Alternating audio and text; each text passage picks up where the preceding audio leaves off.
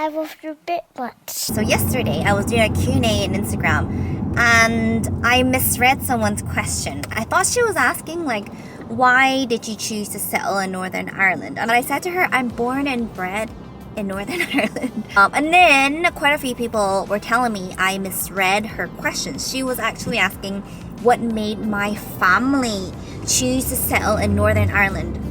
And since then, I was almost sort of like mind blown because it's something I never really thought about. Why did my family choose to immigrate to UK? Not just UK, but Northern Ireland in the 80s, in the early 80s when things were at its worst. For those who don't know, my mom and dad are from Hong Kong. Well, my dad's from a village called Lai Wo actually, so that's actually in China side. My paternal grandparents were farmers.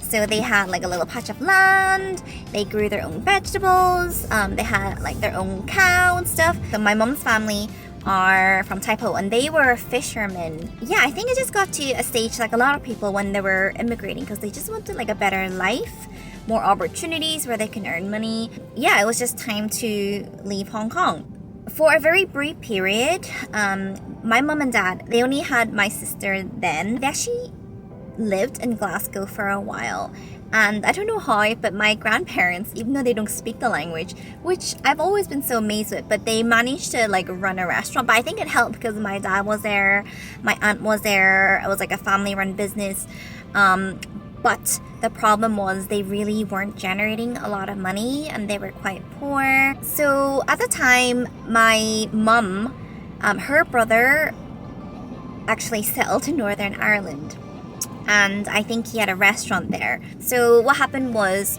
my mum left my sister to be looked after in Scotland, and her and my dad decided to scout the place, decided to scout Northern Ireland, see the location, just see the area, you know, see how the environment was.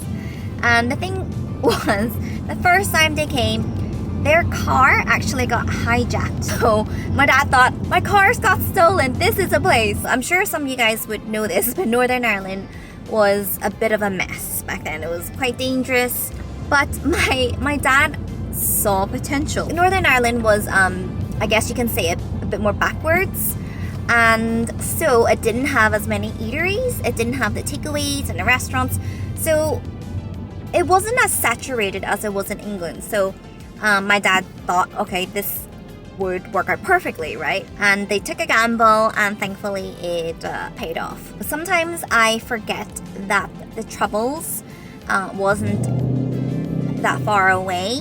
But yeah, basically, that usually is the case, isn't it? Like, why did so-and-so decide to migrate here? Because I guess they knew someone that was here. In the case of my family deciding to chance Northern Ireland, more members of the family all decided to come by. I always forget like how brave our parents are, you know, like completely changing, like moving your country, adapting to a new culture, a new language.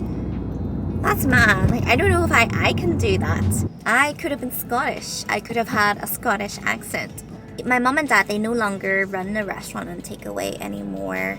And I think it's difficult for my family to keep it going because neither my sister, my younger sister, or my brother, we just didn't have the interest. We didn't want to carry it on. And these days, it's so much harder to run a food business. I'll always have the really lovely memories working at my family's business because they had a restaurant and a takeaway. I would do the packing. I love the packing. I remember I always preferred working in takeaway compared to the restaurant. Time seems to go faster when you're doing a takeaway, and I was a proper ninja when it came to packing. I was really, really good at it. We were a bit more advanced. Back then, people would just write down orders instead, whereas like we had a till and each like dish had a number. I can still remember the numbers. Like I can tell you 141 is the noodles, 140 is the boiled rice. I do really miss the days being in the takeaway. You end up doing a bit of everything, the packing, or you could be doing the till, you're doing a waitressing, some nights you're doing a bit of a bar. from time to time, I do think back about our regulars. I definitely really cherish those memories. As much as I used to like complain because I couldn't go to my school formal, I couldn't go to these places because Friday, Saturday, of course you're working. No chance you're going to be off on a weekend. No chance in hell. Ugh, like I miss getting free food. I have to pay for it now. I'm still very lucky. My dad is still a wonderful cook, and that's how my dad shows he loves us. He's never been expressive. He still isn't. But when he makes me food, that is one of the few moments. Like I feel really, really loved. Yeah, I'm really thankful for my parents because they did the difficult thing so we could have the life that, you know, they would have wanted for themselves. I want to say I am so proud to live in Northern Ireland. When I tell people I'm from Northern Ireland, the first thing they ask is, oh my goodness, what was like? Was it crazy? Because, you know, obviously between 60s and the 90s, that's when things were so escalated. I don't really remember. At least I wasn't aware it was happening. I was so bubbled in my own home, right? I'm sure it would have been on the news. I remember when we would go shopping, when we would go to town, right? There would be like more, they're not policemen, but it looks like soldiers. There were more of them walking around, but like I had a relatively normal childhood. The only thing I can say is back then, Northern Ireland really wasn't as culturally diverse. I definitely experienced racism as a child and as a teenager. Things are much different now, and of course it has to be, otherwise I wouldn't choose to raise my family here. I'm proud to tell people this is where I'm from, this is where I'll be. I'm really happy living here, and I think my kids are too. Anyways, I just want to say to the follower that asked that question, what a curious question. So thank you for asking that. Oil pastel is one of those mediums where, I don't know, it makes me feel like a child. I think it's because it reminds me of a crayon. It's sort of like when I'm using a coloring pencil. I find that when I first started off, obviously because I was in Spain, I only had watercolor. I was more limited in terms of what I could do. So it looked a bit flat. But as I got home and I had my pencils, I had my gouache, you can see the art starts to look a bit more three-dimensional, a bit more textured, a bit more interesting versus when I was just using the watercolor. Yesterday when I was walking Domo, we walked past this wall that had like vines just completely grew over it and draping, and I love vines because they're shaped kind of like hearts, and I thought that's so cute. And dedicate this entry to it. When you slow down, like you'll just see magic everywhere. It sounds so cheesy, but you really do. I ordered these mixed tiles and I didn't realize I printed this one twice. And I didn't think they'd be so small, but I think it could still be pretty, so I'm just gonna pop them along my wall.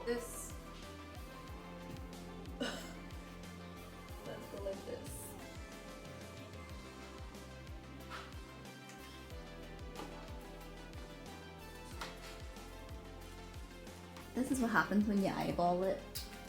Two more. So you can shift these around and you even peel the magnetic strip off. That's why I was able to like rearrange them. Yeah, I think for now we're gonna have it like this.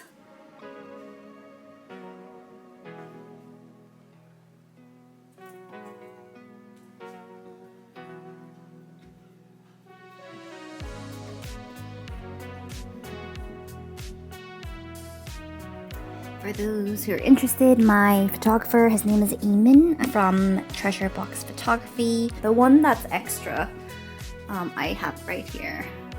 You know, sometimes if the 3M strips, you put it on and it ends up like this.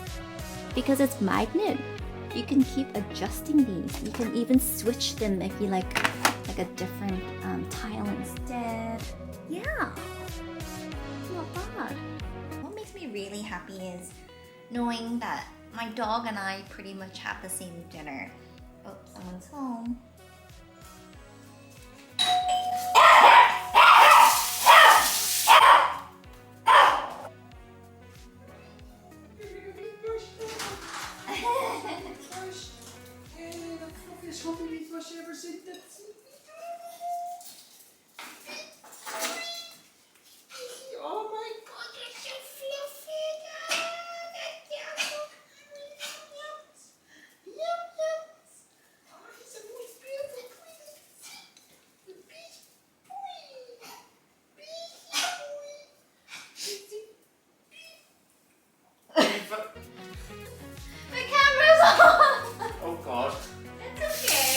Leah's the best boy. Yeah, I